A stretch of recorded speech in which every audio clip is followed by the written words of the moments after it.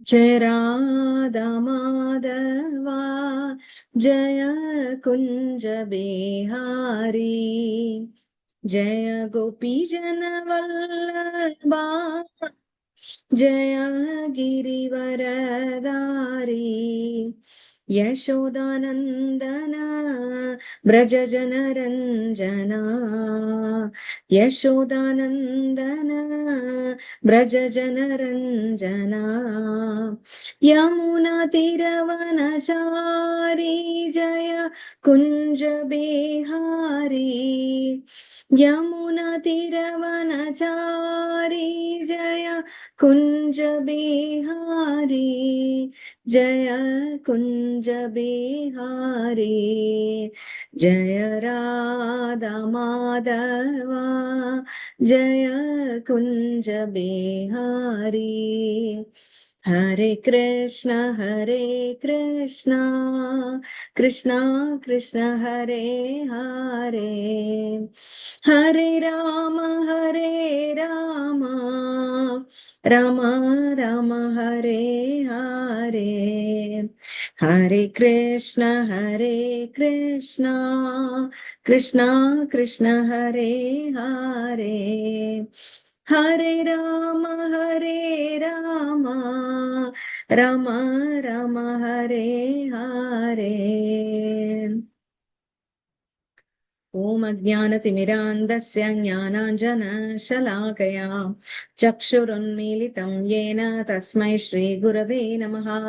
श्रीचैतन्यमनोभीष्टं स्थापितं येन भूतले स्वयं रूपकदा मह्यं ददाति स्वपदान्तिकं वन्देऽहं श्रीगुरु श्रीयुतपदकमलं श्रीगुरुन् वैष्णवांश्च श्रीरूपं साग्रजातं सहगण रघुनाथान्वितां तं सजीवं साद्वैतं सावधूतं परिजनसहितं कृष्णचैतन्यदेवं श्रीराधा कृष्णपादान् सहगण ललिता श्रीविशाखान्वितांश्च हे कृष्णा करुणा सिन्धु दीनबन्धो जगत्पते गोपेश गोपिका कान्त राधाकान्त नमोऽस्तुते तप्त काञ्चन गौराङ्गी राधे वृन्दावनेश्वरी वृषभानुसुते देवी प्रणमामि हरिप्रिये वाञ्छाकल्पतरुभ्यश्च कृपा सिन्धुभ्य एव च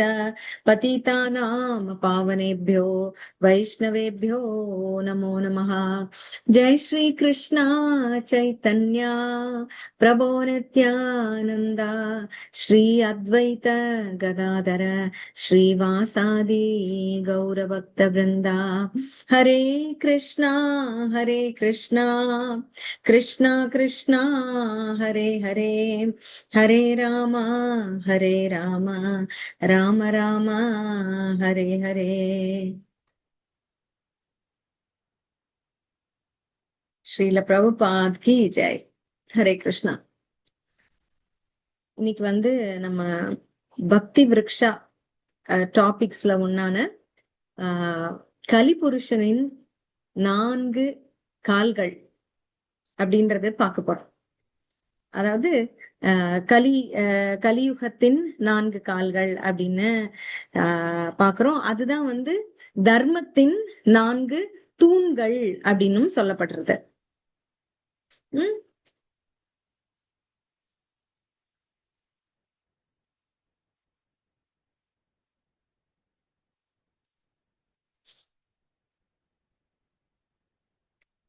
சரி, அந்த தர்மத்தின் 4 கால்கள் என்ன அப்படின்னு பாக்கணும். அதாவது இது நம்ம முதல்ல என்ன பாக்குறோம் அப்படின்னா, பக்தின்றதான் இந்த பக்தி விருக்ஷா அப்படின்ற இந்த ப்ரோக்ராம்ல நம்ம பாக்குறோம். பக்தி விருக்ஷா சைட் பை சைடு நம்மளுக்கு பகவத்கீதையோட பொதுவா இது சுபுத்தி பிரபு தான் எடுத்துட்டு இருந்தாரு. இனிமேல் பிரபு நானும் சேர்ந்துதான் எடுக்கிறதா இருக்கும். 2 கிளாஸ் பகவத்கீதா, 1 கிளாஸ் பக்தி விருக்ஷா அந்த மாதிரி. ஸோ இப்ப இது கிருஷ்ண சாதகா லெவல் அதுக்கு வந்திருக்கீங்க. இப்ப 5வது இது நம்மளுக்கு பிப்ரவரி முடிஞ்சதோட கிருஷ்ண சேவகா லெவல் முடிஞ்சிருக்கு. சாதகா லெவல் வரீங்க. சாதகம் அப்படின்னா நம்ம பிராக்டிசிங் டிவோட்டிஸ், சாதகம் பண்ண ஆரம்பிச்சிட்டீங்க அப்படின்ற ஒரு நிலை இது.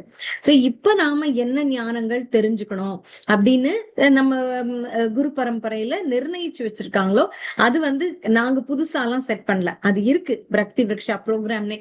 அதுல இன்னென்ன மாதிரி இன்னென்ன ஸ்டெப்ல இன்னென்ன தெரிஞ்சுக்கணும் அப்படின்னு இருக்கு. சோ அதை தான் நாங்க எடுத்து சொல்லிட்டு இருக்கோம். சோ இது வந்து பொதுவாக சுபுதி பிரபு மட்டுமே எடுத்துட்டு இருந்தாங்க.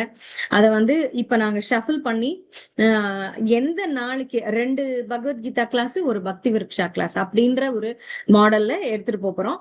அதுக்கப்புறம் இடையில வந்து ஏகாதசி கிளாஸஸ், இப்படிதான் நம்மளோட சாயங்கால கிளாஸஸ் இருக்க போகுது. ஏன்னா நம்ம பகவத்கீதா வந்து 4 அத்தியாயங்கள் தான் இன்னும் பாக்கி இருக்கு.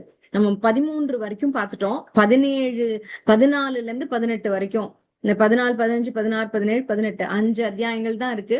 சோ அதுல வந்து சீக்கிரம் கவர் ஆயிரும்.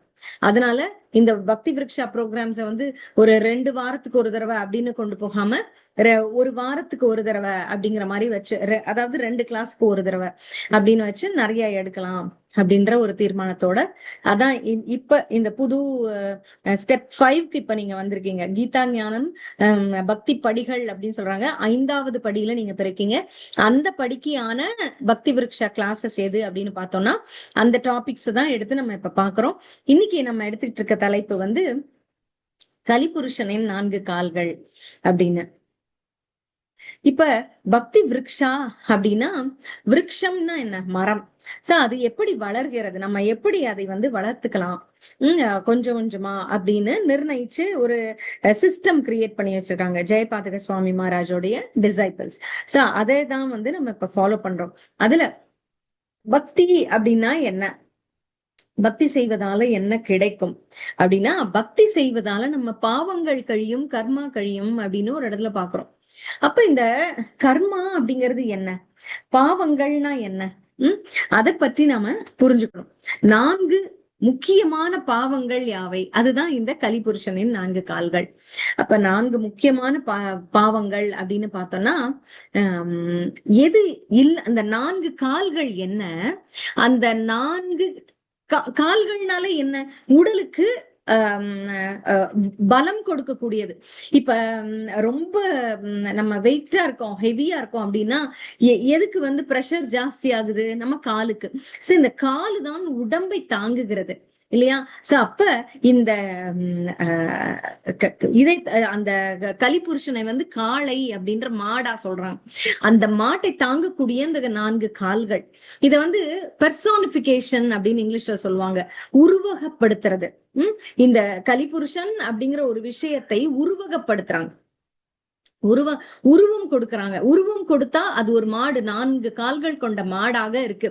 அந்த மாட்டுக்கு கால் எவ்வளவு முக்கியம் நம்ம பாக்குறோம்ல. இப்ப வந்து சில நாய்கள்லாம் பெரிய ஹைவேஸ்ல எல்லாம் போறப்ப கால் அடிபட்டு நொண்டி போகுதுங்க, பாவமா இருக்குல்ல. அது எப்படி இருக்கு, அது கால் எவ்வளவு முக்கியம், அது ஓடுறதுக்கு, தற்காத்து கொள்வதற்கு அந்த கால்கள் முக்கியம். அது அழகாக பார்ப்பதற்கு இருக்குங்கிறதெல்லாம் வேற. ஆனா அதற்கு முக்கியம் என்ன, சில இதெல்லாம் பிறவியிலேயே 2 கால்கள் இல்லாம பிறக்கிறது அப்படிலாம் கூட இருக்கு. இது மனிதர்களுக்கு இருக்கக்கூடிய குறைபாடுகள் நம்ம நிறையவே பாக்குறோம். அது ரொம்பவும் பாவகரமா தான் இருக்கு அதை பார்க்கும் போதே. ஆனால் மிருகங்கள்னு இங்க நம்ம கலிபுருஷனாக மாட்ட சொல்வதனால நான் உங்களுக்கு ஒரு மிருக உதாரணத்தை சொல்றேன். அப்படி பார்க்கும்போது அது எப்படி தன்னை தாங்கி ஓடும், எவ்வளவு கஷ்டப்படுது. அது போல இங்க வந்து இந்த 4 கால்கள் எதுவுமே அது தாங்கக்கூடியது. சோ எதை என்னவாக இருக்கிறது அந்த 4 கால்கள், ஒன்று தவம். என்ன முக்கியமானது, இத அத்தனையுமே இப்ப ஒரு கால் இல்லாட்டி கூட பாவம் அது எவ்வளவு கஷ்டப்பட்டு நடக்குது. அப்ப 4ம் எப்படி முக்கியம் என்று முதலில் பார்க்கலாம். சோ இந்த தவம் அப்படிங்கிறது சோச்சம் அப்படி சௌச்சம் அப்படின்னு சொல்றாங்க. அதாவது கிளென்லினஸ், சுத்தம், நம்ம தூய்மையாக இருப்பது, உள்ளும் புறமும், வெளி மட்டும் இல்ல உள்ளும் சௌச்சமாக இருப்பது. சௌச்சம் அப்படின்னா தூய்மை. அப்புறம் தயா, தயாங்கிறதுலதான் எல்லாமே வரும். நம்ம அடுத்தவர்களுக்கு கருணையோடு பேச்சிலும் செயலிலும் இருப்பது. இப்ப அதுலதான் நம்மளுடைய தான தர்மம் எல்லாமே வரும். அது தயா. அப்புறம் சத்தியம், நம்ம வாக்குல சத்தியம், நம்ம செயல்ல சத்தியம். பேசுவதே, அதாவது மனதில் ஒன்றை வைத்துக்கொண்டு வெளியில் பேசுவது அப்படிலாம் இல்லாம சத்தியமாக இருப்பது. இப்ப இவற்றில் வந்து தபஸ், சௌச்சம், தயா, இது மூணும் அழிஞ்சிருச்சான் கலியுகத்துக்கு. சோ அது வந்து கொஞ்சமா இருக்கிற சத்தியம்ன்ற ஒரே ஒரு, இதெல்லாம் 4 தர்மத்தின் கால்கள். தர்மத்தினுடைய பகுதிகள் தான் இது 4. சோ இந்த தர்மம் வந்து 3 போயிருச்சு, ஒண்ணுதான் இருக்கு, ஒரு கால் தான் இருக்கு.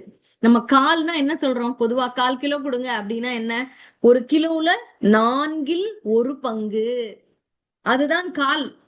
சோ இங்க 4 விதமான தர்மங்களில் ஒரு தர்மம் தான் நிற்கிறது, ஒரு கால் தான் நிற்கிறது. அந்த கால் என்ன அப்படின்னா சத்தியம். அது மட்டும் தான் இருக்கான் கொஞ்சமா. சரியா? அதை இப்படியும் எடுத்துக்கொள்ளலாம். இன்னொன்று என்ன அப்படின்னா, அதர்மம் 4ல் ஒரு பங்குதான் தர்மம் நிற்கிறது.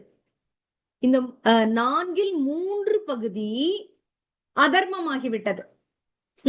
சோ அப்ப மக்களிடம் இது வந்து விலங்குகளுக்கு தர்மம் அதர்மமே கிடையாது. அவை வந்து ஒன்றை ஒன்று கொல்லும், அது வந்து அதர்மமே கிடையாது. அவற்றின் தர்மம் கொன்று உண்பதுதான். அவற்றுக்கு பாவ புண்ணியமே கிடையாது. சரிங்களா? இது யாருக்கு பாவ புண்ணியம் அப்படின்னா, இந்த மனிதர்களுக்கு தான் பாவ புண்ணியங்கள். செய்யறதும் அவங்கதான் பாவம் செய்வாங்க பாத்தீங்கன்னா.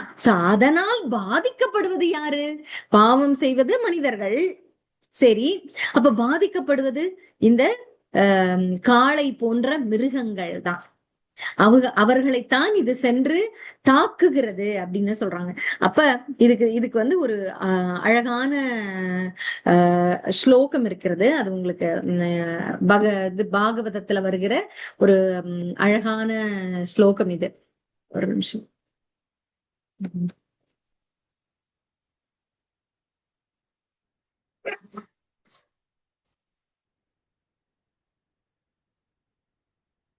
அதாவது நீங்க பாகவதம்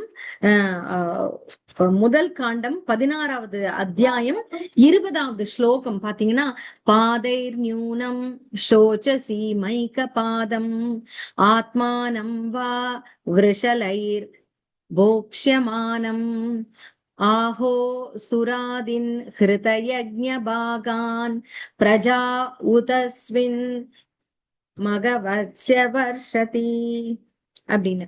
இந்த ஸ்லோகம், இதோட அர்த்தம் பாத்தீங்கன்னா,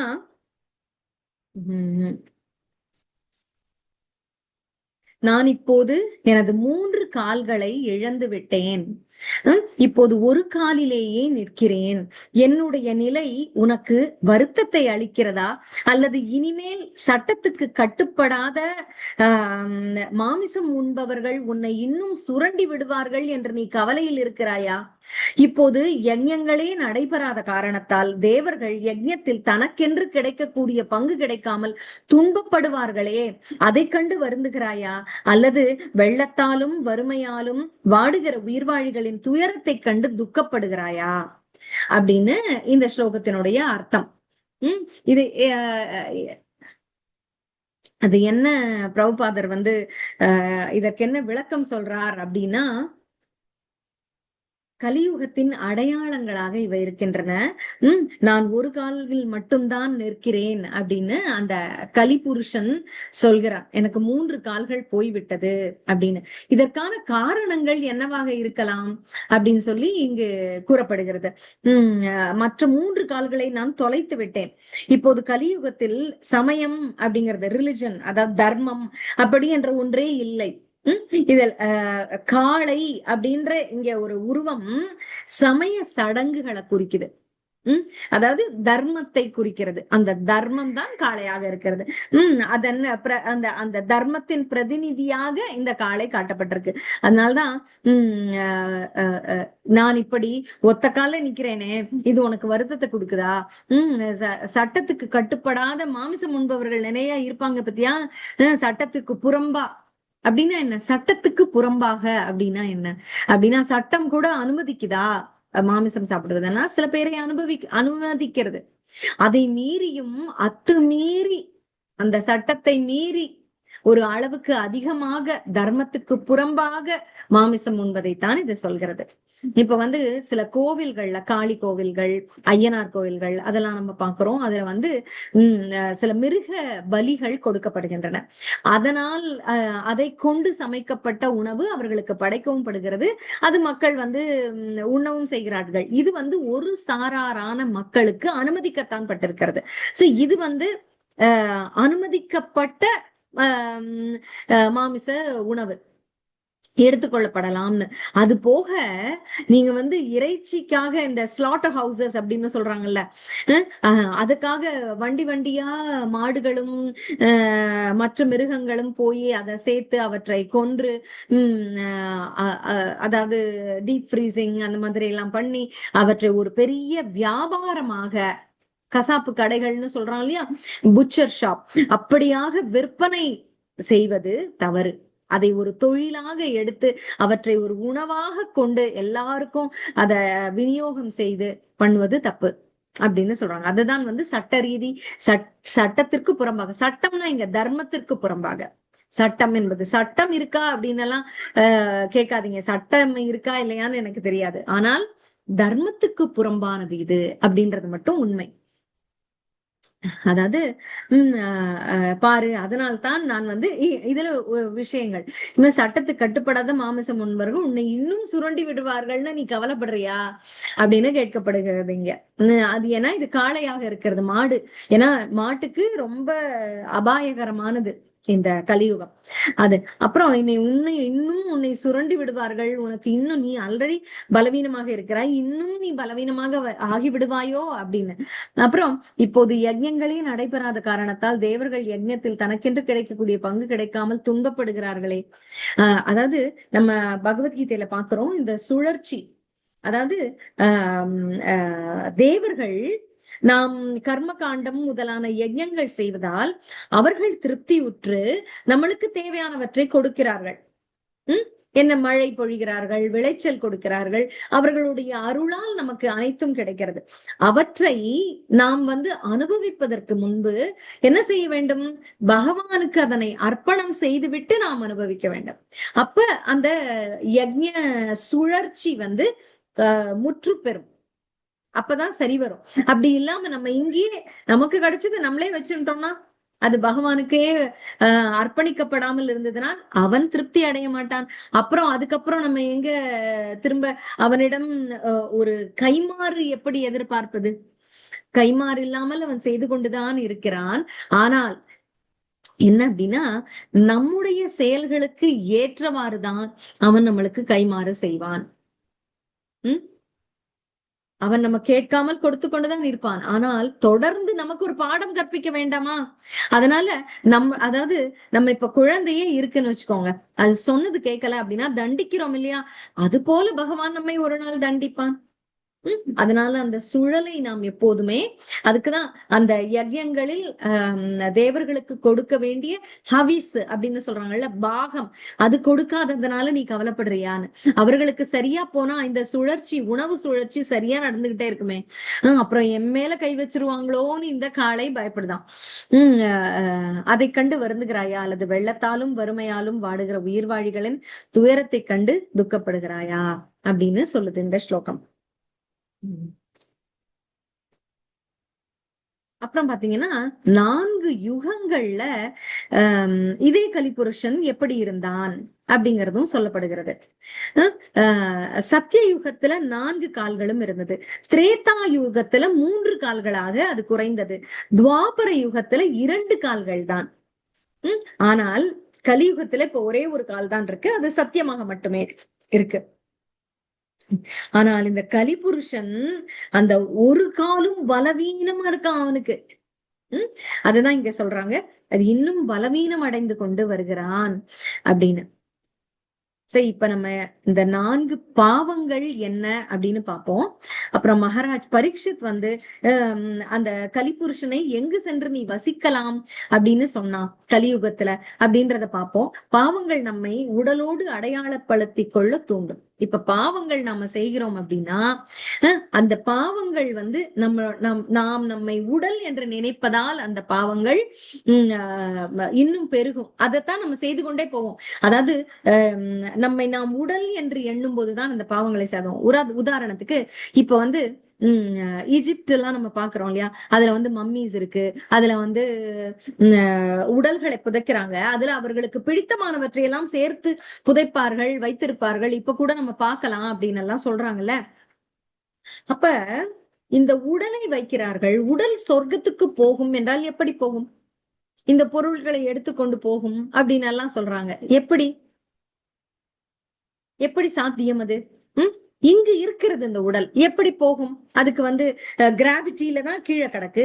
கிராவிட்டி இல்லாம அந்த ஃபோர்ஸ் இல்லாம எப்படி இது மேல போகும்? அப்ப எதை புரிந்து கொள்ள வேண்டும்? அந்த உடலுக்கு இனி எந்தவித அசைவும் இல்லை. அப்ப சொர்க்கத்துக்கு போகக்கூடியது எது? ஆன்மா. அப்ப உடல் வேறு ஆன்மா வேறுங்கிறது புரியணும். அதுதான். சோ அந்த பாவங்கள் அப்படின்றது வந்து நம்மை உடலோடு அடையாளப்படுத்தும். நம்ம உடல் சிந்தனையோடு இருக்கும் பொழுதுதான் நம் பாவங்களை செய்கிறோம். அந்த ஆன்மான்ற நாம் உடல் அல்ல ஆன்மா அப்படிங்கிற உணர்வு வந்து விட்டால் நாம் பாவம் செய்வது குறைந்துவிடும். நம்முடைய கர்மத்தில் நமக்கு இருக்க பற்று குறைந்துவிடும். அது அப்புறம் அது வந்து நம்மை அறியாமையிலும் ஆழ்த்தும் இந்த பாவங்கள். இந்த உடலோடு நம்மை அடையாளம் பார்த்துக் கொள்வது எதனால் வருகிறது? நாம் ஏன் நம்மை உடல் என்று நினைக்கிறோம்? நம்முடைய அறியாமை. நம்ம உடல் சம்பந்தப்பட்ட அனைத்தையும் அப்படியே பிடிச்சு வச்சுக்க பாக்குறோம், பற்று வச்சிருக்கோம் உடல் சம்பந்தப்பட்ட விஷயங்கள்ல. அது ஏன் நடக்கிறது? நம்முடைய அறியாமை. எதை அறிந்து கொள்ள வேண்டும்? நாம் உடல் அல்ல ஆன்மா. இதை பிடித்து வைத்து என்ன செய்ய போகிறோம் என்று உணர வேண்டும். லெட் கோ அப்படின்னு சொல்றாங்கல்ல, விடுறது. போயிட்டு போகுது, பரவாயில்ல, இந்த வார்த்தைகளை எல்லாம் தான் நம்ம கத்துக்கணும். போயிட்டு போகுது, அதனால என்ன அப்படின்னு சொல்ல தெரியணும். பரவாயில்ல அப்படின்னு சொல்ல தெரியணும். இந்த வார்த்தைகள் தான் நம்மை வந்து அந்த அந்த பற்றுல இருந்து நம்ம விடுவிக்கிறதுக்கான வார்த்தைகள். இவற்றை சொல்லிக் கொள்ளணும் நம்ம மனதுக்கு திரும்ப திரும்ப. சோ அது அப்புறம் மிருகங்களை வதை செய்வது நம்மை கருணை அற்றவர்களாக ஆக்கும். கருணையும் ஒரு காலுன்னு பார்த்தோம் இல்லையா? இந்த பாவங்கள்ல ஒண்ணு என்ன அப்படின்னா இந்த கருணை அற்ற தன்மை. கருணை போயிடுறது. கருணை போறதுன்னா என்ன? கருணை போகிறது அப்படின்னா மற்றவர்களை கடுமையாக பேசுகிறோம். பேசுவது மட்டுமல்ல, அதாவது வார்த்தைகளாலும் ஒருவரை நாம் வந்து தாக்கலாம், உடல் ரீதியாகவும் தாக்கலாம், அடிச்சும் தாக்கலாம், வார்த்தைகளால மனதை தாக்கவும் செய்யலாம். அப்ப இந்த மிருகங்களை தாக்குகிறோம். கருணை இருந்தால் நம்முடைய மாமிச உணவு உண்பதை குறைத்துக் கொள்வோம். இருக்கவே இருக்காது, நிறுத்துவோம், அதுக்கு ஒரு ஃபுல் ஸ்டாப் வைப்போம். ஆனால் அந்த கருணை குறைந்து போவதால் நம்ம என்ன பண்ணிடுறோம்? நம்ம முட்டை அது இதுன்னு நம்ம அதுல உயிர் அணுக்கள் எதுல இருக்கோ அவற்றை வந்து நம்ம மதிப்பு கொடுக்காமல் உண்ண தொடங்கி விடுகிறோம். அது போல இந்த கருணை கொல்லும் மனப்பான்மை வந்து விடுகிறது. கொன்றால் என்ன, அடுத்தவன் கொன்று நமக்கு கொடுக்கிறான், அதை நாம் உண்ணலாம் அப்படின்னு நினைச்சிடறோம். கருணை வேண்டும் அப்படி இருந்தா நம்மை நிறுத்துவோம், அந்த கொலையை நிறுத்துவோம் அப்படின்றது. அப்புறம் சூதாடுதல் அப்படிங்கிறது வந்து நம்முடைய நேர்மை, சத்தியம், அதை தாக்குகிறது. அது வந்து நாம உழைப்புக்கு தான் நம்மளுக்கு என்ன சொல்றது, பணம் வர வேண்டும். அதற்கான, அதாவது பகவத்கீதையில வரும் பார்த்திருக்கீங்களா, நாம என்ன உழைக்கிறோமோ அதுக்கான ஒரு அடிப்படையான பணம் இருந்தால் வாழ்க்கைக்கு போதும். ரொம்ப பேராசைப்பட்டு நம்மளுக்கு எதுவும் வர வேண்டாம் அப்படின்னு நினைக்க சொல்லி வரும். நம்மை பராமரித்து கொள்ள எவ்வளவு பணம் வேண்டுமோ அதற்கு ஆசைப்பட்டால் போதும் அப்படின்னு வரும். அப்படி இல்லாமல் இந்த சூதாட்டம் எதற்காக நாம் நாடுகிறோம் அப்படின்னா, உழைப்பு குறைச்சு உழைச்சு நிறைய பணம் வேணும் அப்படிங்கிறதுக்காக போறோம்.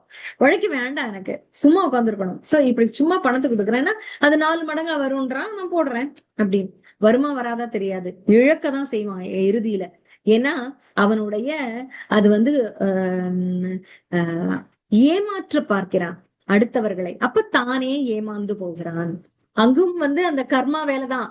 அந்த சூதாட்டத்திலையும் பாத்தீங்கன்னா எல்லாமே நீங்க சூதாடி சூதாடி எவ்வளவு தூரம் ஜெயிக்க முடியும்? உம் அதுல நேரம் தான் நிர்ணயிக்கும். உங்களுக்கு பாடம் கற்பிக்க வேண்டும்னு பகவான் முடிவு செய்து விட்டால் சூதாட்டத்தில் நீங்கள் தோற்பீர்கள் முதலிலேயே. ஆனால் நீங்கள் கற்கவில்லை என்றால் மறுபடி தோற்பீர்கள். அந்த மாதிரி சூதாட்டம் என்ன சொல்லுது, அதை நினைத்தாலே பாவம். அது போல அப்புறம் அங்க உண்மையாக இருத்தல் அப்படின்றதே செத்து போகும். சூதாட்டத்துல உண்மையாக இருக்க மாட்டோம் அப்படின்றது. அப்புறம் இன்னொரு பாவமாக என்ன சொல்லப்படுகிறது, விபச்சாரம் அப்படின்னு. அது நம்முடைய தூய்மையை கொல்லும் அப்படின்னு. அதாவது சொல்றோம்ல, எக்ஸ்ட்ரா மெரிட்டல் அஃபேர் அப்படின்னு எல்லாம் சொல்றாங்க இல்லையா. அது சுத்தமா என்ன சொல்றது, நம்முடைய தர்மத்திற்கு புறம்பான இல்லிசிட் செக்ஸ் அப்படின்னு சொல்றாங்க. தர்மத்தின் அடிப்படையில் அல்லாத, தர்மத்துக்கு புறம்பான பாலியல் உறவுகள் அப்படின்றது அதுவும் பாவத்தில் அடங்கும். அதுதான் நம்ம 4 ரெகுலேட்டிவ் பிரின்சிபல்ஸ் அப்படின்னு பிரபுபாதர் சொல்லியிருக்காருல்ல. இந்த 4 தர்மத்தின் கால்களைத்தான் அவர் 4 ரெகுலேட்டிவ் பிரின்சிபல்ஸா கொடுத்திருக்காரு. அதை ஃபாலோ பண்ணுங்க அப்படின்னு சொல்றாரு. அதுல இதுவும் வருது இல்ல, அதர்ம வழியிலான பாலியல் உறவுகளை அவர் சொல்றார். அப்படியெல்லாம் போகக்கூடாதுன்னு. அது உள்ள தூய்மை, உடல் தூய்மை இரண்டையுமே பாதுகாக்கக்கூடியது. அது ஒண்ணு. அப்புறம் போதை, அது நம்முடைய சுத்தத்தை முற்றிலுமாக பாதிக்கும். உள்ளும் புறமுமா என்ன பேசணும், மயக்கத்தை கொடுக்கும். என்ன பேசணும்னே தெரியாது, யாரை என்ன செய்கிறோம்னே தெரியாது, அடிக்கிறோமா இல்ல என்ன பண்றோம்னே தெரியாது. நம்மை நம் நிலையிலிருந்து மாற்றும், மயக்க வைக்கும்.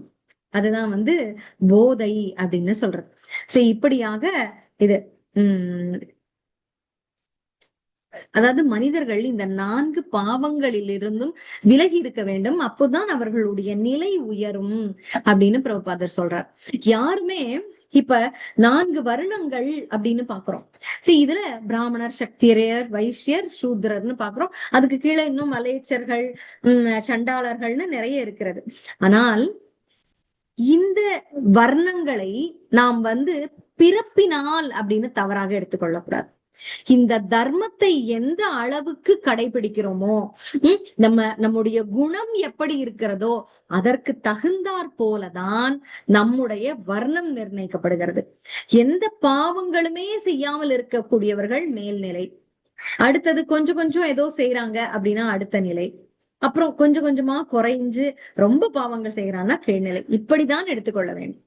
அவர்களுடைய தன்மைக்கு தகுந்தாற் போலதான், அவர்களுடைய குணத்துக்கு தகுந்தாற் போலதான் இந்த வர்ணங்கள் அப்படிங்கறதும் தெளிவாக சொல்றார்.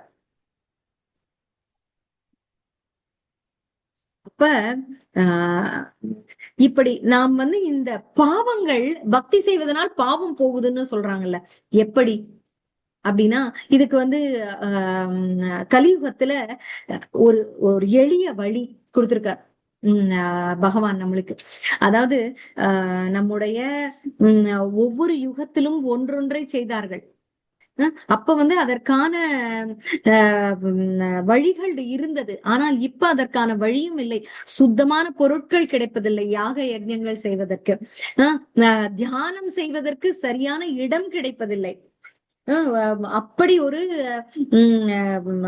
சமுதாய சூழல், சுற்றுப்புற சூழல் மாசுபட்டிருக்கு. அங்க போய் நீங்க மெடிடேஷன் பண்ணணும்னு நினைச்சீங்கன்னா மாசுபட்ட காற்றைத்தான் நீங்க மெடிடேஷன் பண்ணுவீங்க, தியானம் பண்ணுவீங்க, உள்ளிழுப்பீங்க, பிராணாயாமத்துல பண்ணுவீங்க. சோ அதெல்லாம் முடியாது. சோ அப்ப என்ன முடியும்? பகவானை சுலபமாக அடையவும் முடியும். அதான் சொல்ற, நீ இவ்வளவு பலவீனமா இருக்க, உன்னால என்ன செய்ய முடியுமோ அதைத்தான் நான் கொடுக்கிறேன் அப்படின்னு சொல்ற. இப்ப இந்த கலிபுருஷனாக இருக்கக்கூடிய இந்த மாடு சொல்லப்படுகிறது இல்லையா, காளை மாடு, இதுதான் நாம் ஒவ்வொருவருமே. எல்லாரும் பலவீனமாக தான் இருக்கிறோம், புரியுதா? அப்ப நமக்கு நாம் உய்வதற்கு என்ன வழி? நாம மேல எழுந்து நம்மளோட இப்ப என்ன மாத்திர மருந்து என்ன அப்படின்னு சொல்றாங்கல்ல, அருமருந்தாவதறியாய்ன்னு சொல்றாங்க. பெரியாழ்வார் ஒரு பாசுரத்துல சொல்றார். என்ன அப்படின்னா, நீதான் அருமருந்து, கிருஷ்ணன் தான் அருமருந்து மக்களுக்கு. அப்படின்றது. சோ அதைத்தான் நாம் வந்து அனைவருக்குமே அவனுடைய நாமம் தான் மருந்து. அந்த மருந்தை உட்கொண்டால் நம்முடைய பாவங்கள் குறையும். இந்த வீக்னஸ் கம்சோரின்னு சொல்றாங்கல்ல, என்னன்னு சொல்லுவாங்க, இந்த ஆஹ், என்னது பலவீனம் நமக்கு இருக்கக்கூடியது, அதுல இருந்து நாம எப்படி மீண்டு வரலாம்னா நாமங்கள் சொல்வதால் மட்டுமே போதும், முடியும். பகவான் எவ்வளவு கருணை வாய்ந்தவர் பாருங்க. அதாவது நம்ம ரொம்ப பலசாலிகளாக நமக்கு எல்லா ஃபெசிலிட்டிஸ் எல்லாம் இருந்துச்சுன்னு வச்சுக்கோங்க, நமக்கு ஒரு பெரிய பெரிய வழிகளை சொல்லுவார், இப்படி இப்படி எல்லாம் இருங்க, இப்படி இப்படி எல்லாம் இருங்கன்னு சொல்லுவார். ஆனா நம்மளை பொறுத்த வரைக்கும் எதுவுமே இல்ல. நாம இந்த கலிபுருஷன் எப்படி துவண்டு போறான் அப்படிதான் இருக்கும். அப்ப நமக்கு முடிஞ்சது தானே அவர் சொல்லுவார், இல்லையா? உண்மையான ஆசிரியராக இருந்தார், குழந்தையின் அந்த தன்னுடைய மாணவனின் நிலையை புரிந்து அவனுக்கு வழி சொல்லி கொடுப்பார். உனக்கு இது ஈஸியா இருக்கும்பா, நீ இதை பண்ணு அப்படின்னு. பிடி வாத்தியார் எல்லாம் பாக்குறோம்ல, எப்படி நம்மளுக்கு நம்ம ஃபிட்னஸ் ட்ரெயினர்ஸ் பாருங்க, நம்மளுக்கு ஏதாவது நம்ம போறோம் அப்படின்னா நம்மளுக்கு தகுந்ததை, நம்ம டாக்டர்ஸ் பாருங்க, நம்மளால என்ன முடியுமோ, பிசியோதெரபிஸ்ட் இருக்காங்க, அவங்க எல்லாம் நமக்கு முடிஞ்சதை, நம்மளுக்கு என்ன முடியுமோ அதை சொல்லுவாங்க. நம்மளுக்கு முடியாததை சொன்னாங்கன்னா நம்ம ட்ரீட்மெண்ட் நம்மளுக்கு ஆகுமா? நம்மளால அதை செய்ய முடியுமா? இல்ல இல்லையா? ஒரு குழந்தைக்கு எவ்வளவு முடியுமோ அவ்வளவுதானே பழு கொடுக்க முடியும். உம் என்ன சொல்லுவாங்க, குருவி தலையில பனங்காயான்னு சொல்லுவாங்க. அது போல நம்ம ஆல்ரெடி பலவீனமாக இருக்கிறோம், நமக்கு பெரிய பெரிய வழிகளை பிரசுரம் செய்தால் நம்ம எப்படி அதை வந்து கடைபிடிக்க முடியும்? பிரிஸ்கிரைப் செஞ்சான்ற சொல்ல வந்து பிரசுரம்ட்ட. சோ அப்படி இருந்தா நம்ம எப்படி அதை கடைபிடிக்க முடியும்? அதனால்தான் ரொம்ப சுலபமான வழியாக ஹரேர் நாமைவ கேவலம், ஹரேர் நாம ஹரேர் நாம ஹரேர் நாம இவ கேவலம் அப்படின்னு இந்த ஹரியினுடைய நாமத்தை மட்டும் சொன்னாலே போதுமானது. இந்த அனைத்து தீமைகளும், இந்த அனைத்து பாவங்களிலிருந்தும் நாம் விடுபடலாம் அப்படின்னு சொல்றார். சரி, இந்த பாவங்கள் எங்க போய் உட்கார்ந்துருக்கு அப்படின்னா தங்கத்து மேல உட்கார்ந்துருக்கான், பெண்கள் மேல உட்கார்ந்துருக்கான். அது போல நீ இங்க வந்து சூதாட்ட களங்கள்ல உட்கார்ந்துருக்கு. அப்புறம் போதை பொருட்கள்ல போய் உட்கார்ந்து இருக்கிறது. அதனால இந்த கலிபுருஷன் வந்து அப்படியே பயமுறுத்துறான் பரீட்சித் மகாராஜ் பீரியட்ல. அப்ப அவர் சொல்றார், நீ வந்து இனிமேல் உன்னால் தொந்தரவு மக்களுக்கு வரக்கூடாது, அதனால நீ இங்கிங்கு போயிரு. அங்கு போகிறவர்கள் பாதிக்கப்படுறது அவர்களுடைய சாய்ஸ். அது வேண்டான்னு கோவில்ல ஒருத்தன் இருக்கான்னா அவனை தீண்டாத. நல்ல விஷயம் செய்யணும் அப்படின்னு ஒரு சத்சங்கத்துல உட்கார்ந்து இருக்கான்னா அவனையும் தீண்டாத. ஆனா நீ வந்து போதை பொருட்கள் என்ன உருவாகுகிற இடத்துலயும் அல்லது தங்கம் வெள்ளி அந்த மாதிரி ஆபரணங்கள் இருக்கக்கூடிய இடத்திலும் ஆசை பேராசை அந்த மாதிரி எல்லாம் இருக்கக்கூடிய இடங்கள்லன்னா அங்க போய் உட்காந்துக்கோ. அங்க எவனாவது வருகிறானா அவனை பிடி. ஆனா இந்த மாதிரி நல்ல விஷயங்கள் செய்யறவன பிடிக்காத அப்படின்றதையும் சொல்ற. சோ இப்ப என்ன தெரிய வருது நமக்கு? கலியுகத்துல நம்முடைய கையில் தான் இருக்கிறது நமக்கு எது வேண்டும் என்பது. கரெக்டா? சரி, இப்ப இந்த பாவங்கள் அப்படிங்கிறது நாம் அனைவருமே prone to do. இதுல இன்னும் என்னென்ன இந்த கலியுகத்தின் மிஸ்டேக்ஸ் அப்படின்னு பாத்தீங்கன்னா 12வது அத்தியாயம் பாகவதத்துல போய் பாத்தீங்கன்னா ஏகப்பட்டது இருக்கு. அதுல வந்து சொல்லப்பட்டிருக்கிறதெல்லாம் பார்த்தா நம்மளுக்கு வந்து அப்படி ஒரு ஹார்ட் அட்டாக்கே வந்துடும், அந்த அளவுக்கு விஷயங்கள் இருக்கு. அவங்க வந்து என்னென்ன கெடுதல்லாம் வருது, இப்படி எல்லாம் இருக்கும்னு சொல்றாங்க. அது பாதி நம்ம இந்த காலத்துல பார்த்துட்டு தான் இருக்கோம்.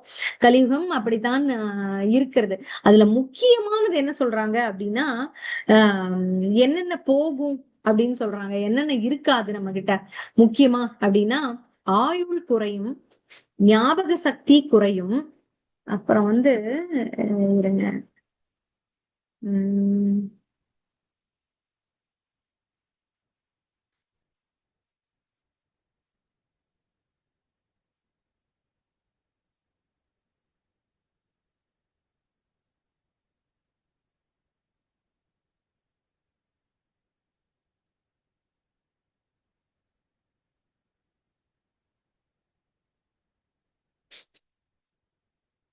நான் குறிச்சு வச்சிருந்தேன் 4 விஷயங்கள் குறையும் அப்படின்னு.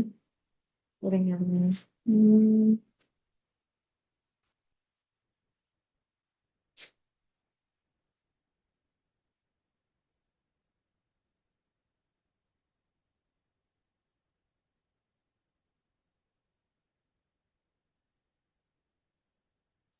ஞாபக ஆயுள் குறையும், அது நம்ம பாக்குறோம்.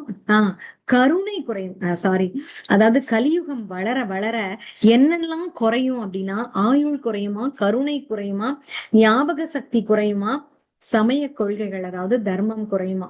சோ இப்ப ஆயுள் குறையும் அப்படிங்கறத நம்ம பாக்குறோம். முன் காலத்துல 200 வருடங்கள் வாழ்ந்தாங்க, 150 வருடங்கள், 120 வருடங்கள்னு கிராஜுவலா குறைஞ்சு குறைஞ்சு இப்ப 40 50க்கு மேல வாழ்ந்தாலே பெருசு அப்படிங்கிற அளவுக்கு இருக்கு. ஓகே, 70 80 வாழ்கிறவர்களும் இப்ப மருத்துவத்தின் என்ன சொல்றது, அட்வான்ஸ்மெண்ட்னு சொல்றாங்களே, அதன் காரணமாக நிறைய வாழ்க்கை இருக்கு. ஆனா தரமான வாழ்க்கையாக இருக்கா அப்படிங்கிறது தெரியாது. பட் ஆயுள் குறைகிறத நம்ம நிறைய பாக்குறோம். நிறைய பேர் மெஜாரிட்டி நம்ம அதாவது இறப்பை நோக்கிய வாழ்க்கையை நம்ம 40 வயசுல இருந்தே பாத்துறோம். நம்மளுக்கு அங்கங்க உபாதைகள் வர தொடங்கி விடுகிறது. ஜென்ம மிருத்யு ஜராவியாதின்ற மாதிரி அந்த மிருத்யு நெருங்கக்கூடிய ஜராவியாதி வந்துருது. சோ அது பாக்குறோம். அப்புறம் கருணை குறைகிறது. ஒருவருக்கு ஒருவர் சண்டை சச்சரவுகள் எல்லாம் ஏன் அப்படி வருது? மற்றவர்கள் மேல் கருணை இல்லாததுனால தானே சண்டை சச்சரவுகள் வருது. அது இப்ப Kali is an age of quarrel அப்படின்னு சொல்லுவாங்க. சண்டை சச்சரவுகளின் காலம் இது. சண்டை சச்சரவு அதான் வீட்டுக்கு வீடு வாசப்படின்னு சொல்றோம். எல்லா வீட்லயும் கஷ்டங்கள் இருக்கு, சண்டை சச்சரவுகள் இருக்கு அப்படிங்கிறத பொதுமைப்படுத்துறோம் நம்ம. ஆனால் அதற்கு காரணம் என்ன? அந்த காலத்துல அப்படிதான் இருந்தது. ஆனா அப்பயும் சில மன்னர்களுக்கு சண்டைகள் இருந்திருக்கு. ஆனா அவை சீக்கிரமா ரிசால்வ் ஆனது. இப்ப அப்படி இல்லாமல் அது தொடர்ந்து கொண்டிருக்கிறது. யார் தன்னை அறியணும், செல்ஃப் ரியலைசேஷன், தன்னை உணரும். பகவானை உணர்வதற்கு முன்னால் நம்மையே நாம் அறியவில்லை என்றால் பகவானை எப்படி அறிவது? சோ அந்த தன்னை அறியக்கூடிய ஆர்வம், அந்த பிரம்ம ஜிக்ஞாசா அப்படின்னு சொல்றாங்கல்ல, அது இருக்கக்கூடியவர்களாக இருந்தால் அந்த பிரம்ம ஜிக்ஞாசா இருக்கவங்களுக்கு அந்த சண்டை சச்சரவுக்கு போகாமல் பக்குவமான வாழ்க்கையாக அவர்களுக்கு இருக்கு. இந்த பிரம்ம ஜிக்ஞாசம் பண்ணணும். அப்பதான் நமக்குள்ள இருக்க பிரம்மன் என்ன அப்படின்றத உணர்ந்தால்தான் பகவானை உணர முடியும்.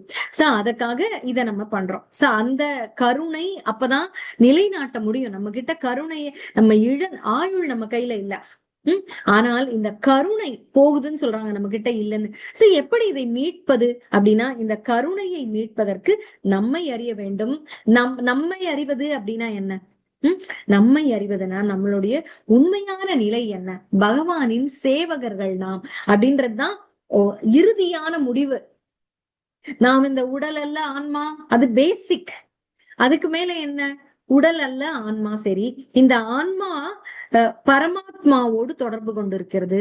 பரமாத்மா எப்போதும் ஆன்மாவோடு கூடவே இருக்கிறது. அவர் இரண்டுக்குமான உறவு என்ன? இந்த ஆன்மாவானது நித்தியமான சேவகன். யாருக்கு?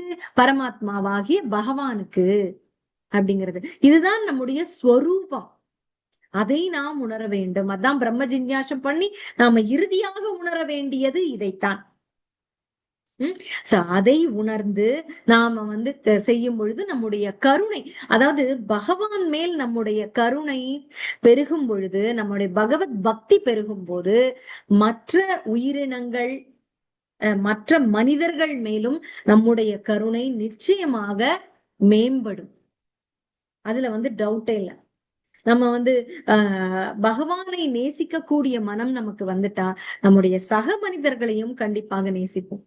ஏன்னா பகவான் சொல்கிற விஷயங்கள் அப்படிப்பட்டது. எப்படியெல்லாம் இருக்க வேண்டும் அப்படிங்கறத அவர் சொல்றார். பகவத்கீதை படிச்சீங்கன்னா உங்களுக்கு தெரியும்.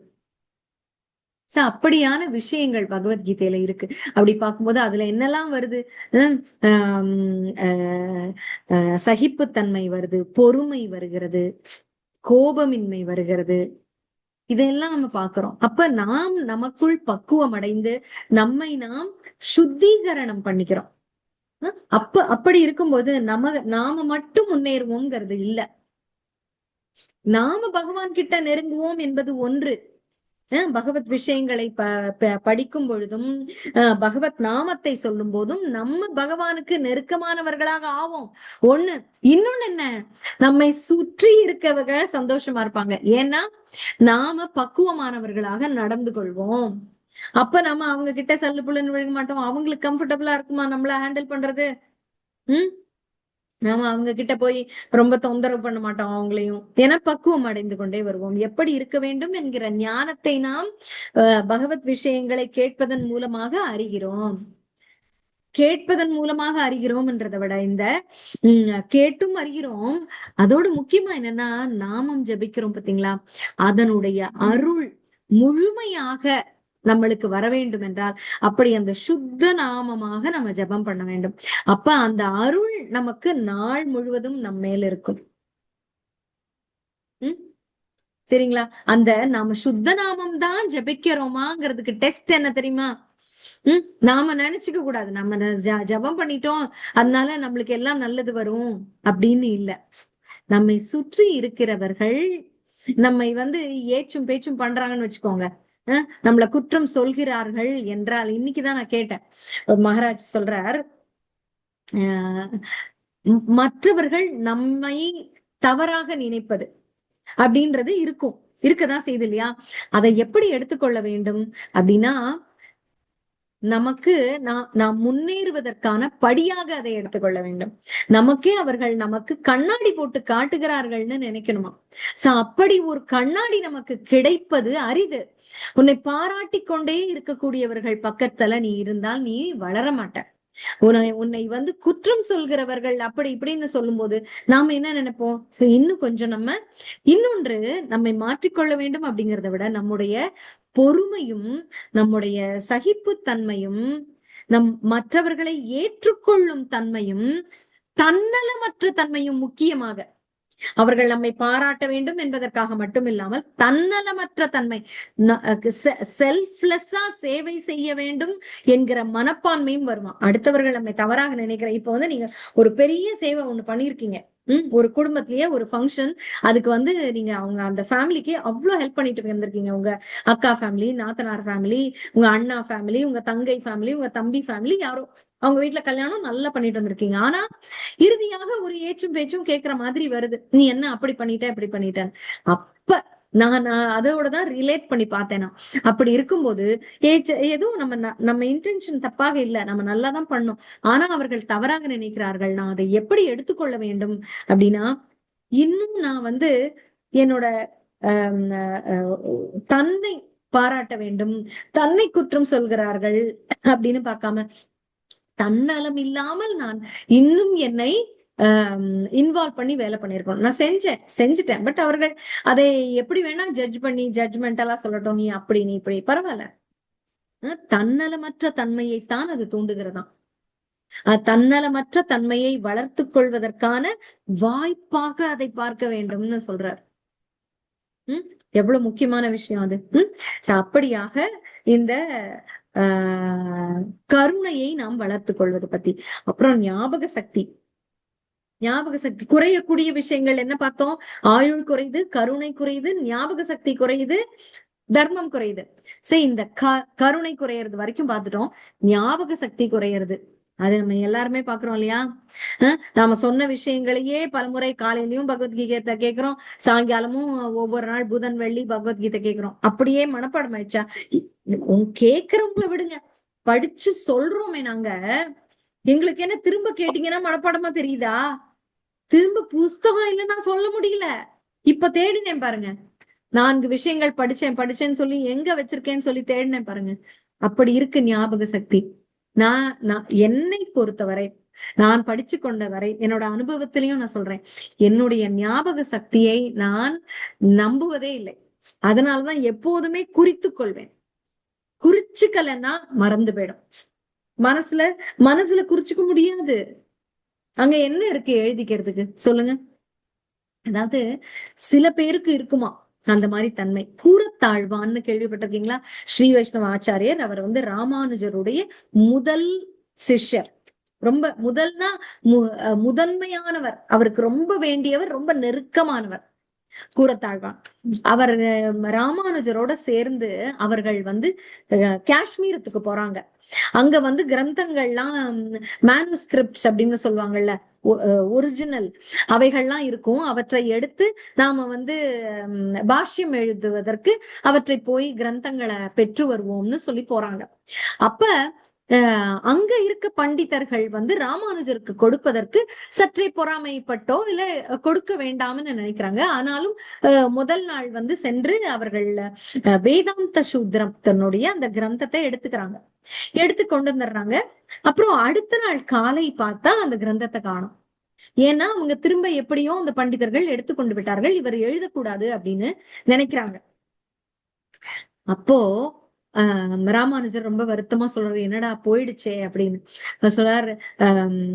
சுவாமிகள் அனுமதி கொடுத்தா நான் அதை வந்து நீங்கள் உறங்கும் போது நான் அதை ஒரு முறை படிச்சு பார்த்தேன். அதுல வந்து நான் ஒரு தடவை பார்த்து அந்த கிரந்தத்தை நான் கோத்ரு பண்ணேன், அதை நான் உங்களிடம் சொல்லலாமா அப்படின்னு கேக்குறார். ஏக கிரந்தின்னு சொல்லுவாங்க. ஒரு தடவை பார்த்ததற்கே அவருக்கு முற்றிலும் மனப்பாடமாக ஆனது. அப்படிதான் வேதாந்த சூத்திரத்தையே ராமானுஜருக்கு சொல்றார். அவர் சொல்ல சொல்ல இவர் பாஷ்யம் சொல்லிட்டார். பாஷ்யம்னா பொருள். அவர் ஒன்ன சொல்ல சொல்ல இவர் வந்து அப்படியே ஒரு முறை படித்ததற்கு அப்படியே சொல்றார். ஏக கிரந்தின்னு பேரு. ஒரு தடவை படித்தால் ஞாபகம் வைத்துக் கொள்வது அப்படின்றது. சோ அவர் ஒரு தடவை பார்த்ததுக்கு அப்படியே சொல்றார். அதை வந்து இவர் பாஷ்யமா எழுதிடுறார். அதற்கு ஒன்னொன்னுக்கும் இவர் வந்து பாஷ்யம் கொடுத்துடுறார். அப்படிதான் ஸ்ரீ பாஷ்யம் எழுதினதாக சொல்லப்படுகிறது. இந்த நம்ம குரு பரம்பரை கதைகள்ல சொல்றாங்க. அப்படி ஞாபக சக்தி நமக்கு இருக்கா? இல்ல. நாம வந்து எல்லாத்தையுமே குறிச்சுக்கணும். பேரு கூட இன்னொரு தடவை அது வந்து ரூப கோஸ்வாமியா சனாதன கோஸ்வாமியான்னு குழம்புது யாருன்னு. பக்தி வினோத் டாக்கூரா இல்ல பக்தி சித்தாந்த சரஸ்வதி டாக்கூரரா யாருன்னு குழப்புது. ஏன் அப்படின்னா நம்முடைய ஞாபக சக்தி கூர்மையாக இல்ல. பல விஷயங்கள் அது வந்து இயற்கை. நம்முடைய குறைபாடுல இந்த கலியுகத்துல இதுதான் தர்மம், இப்படித்தான் இருக்கிறது, இதுதான் இயல்பு. சாஸ்திரமே அப்படி சொல்லுது. அப்ப நம்ம எவ்வளவு உழைக்கணும் ஞாபகம் வச்சுக்கிறதுக்கு பாருங்க. அது போல அது ஒன்று இல்ல. கலியுகம் வளர வளர இதெல்லாம் குறையும் அப்படின்னு. இன்னொன்று தர்மம். அது நம்ம பாக்குறோம், எல்லா இடங்கள்லயும் தர்மம் குறைகிறது. அது பிரபுபாதர் அதான் சொல்றார். பிரபுபாதர் நியூயார்க்ல போனப்ப அவர் ஒரு லெக்சர்ல சொல்றார், நான் வந்து இந்த ஸ்ட்ரீட் ஃப்ரண்ட்ல இப்ப கூட அதர்மத்துக்கு இது உதாரணமா சொல்றேன். ஒரு கொலை நடந்ததா நம்ம நேத்து கேள்விப்பட்டோம் பாத்தீங்களா?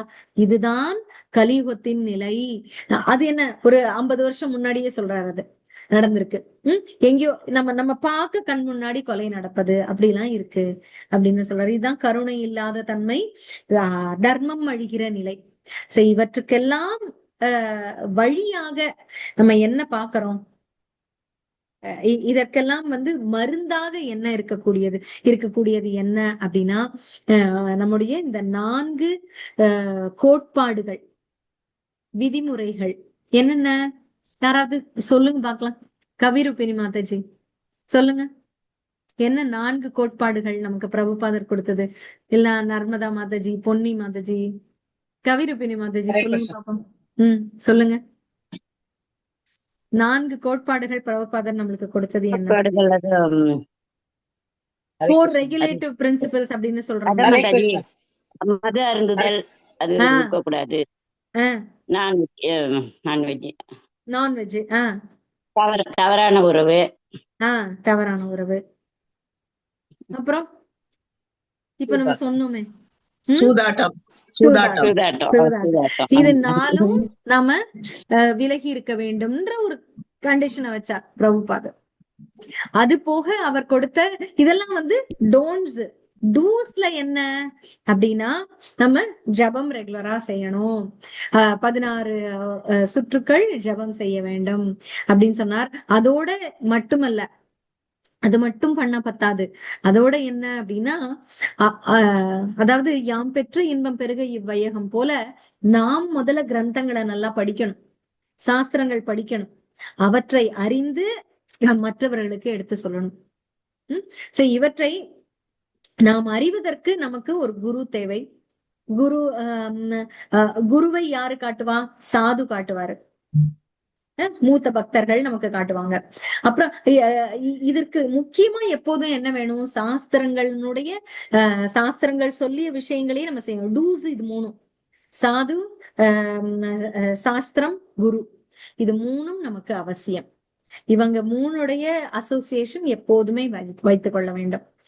அவர்கள் சொல்வதை நாம் கடைபிடிக்க வேண்டும், இவற்றை விட வேண்டும் அப்படிங்கிறது.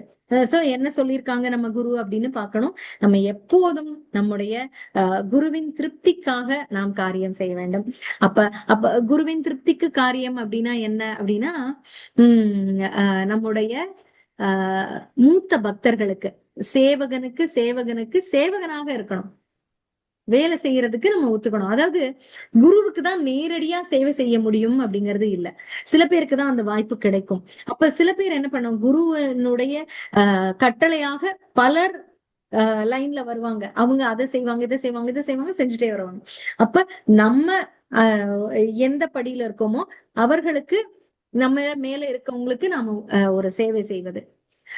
இப்ப ஒரு சென்டர் நடக்குது அப்படின்னா அதுல அர்ச்சகர் சுவாமிக்கு எல்லாருக்கும் பொறுப்பு இருக்கும். அவங்களுக்கு கீழே பூ கட்டுறவங்க, அந்த பூ கட்டுற குழுவுல பூவை வாங்கிட்டு வர்றவங்க, பூவை வாங்கிட்டு வந்து இன்னென்ன பூவை இன்னென்ன மாலைகள் கட்டணும் அப்படிங்கிற எண்ணத்தோட வாங்கிட்டு வந்திருப்பாங்க. சோ அவங்களுக்கு கீழே ஒரு 10 பேர் வேலை செய்து ஒண்ணுன்னு செய்வாங்க.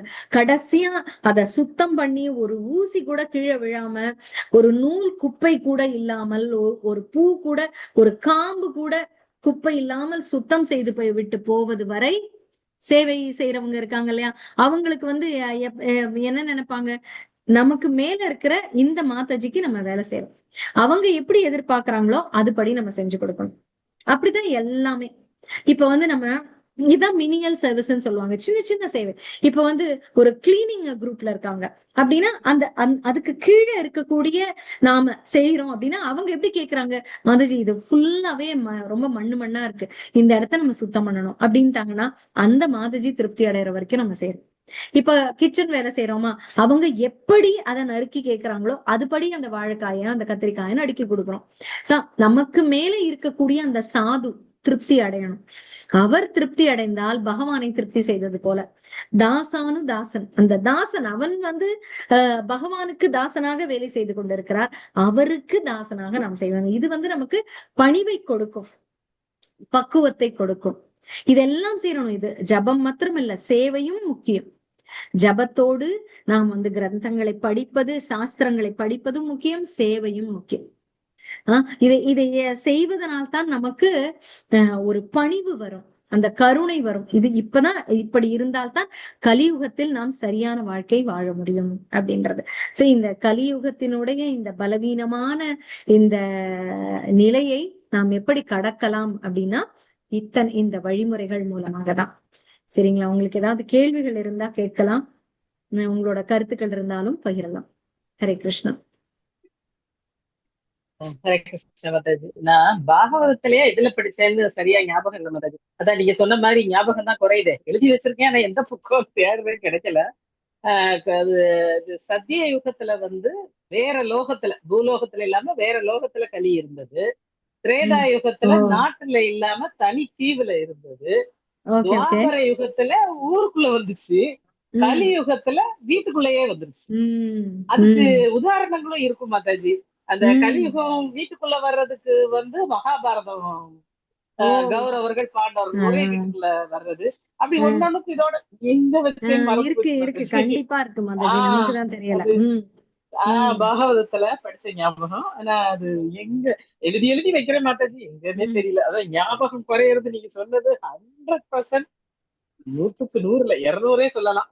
நமக்கு கலி புருஷன் வந்துட்டான் அப்படிங்கறத நமக்கு ஞாபகப்படுத்துறது அந்த நம்மளோட ஞாபக மருதிதான்.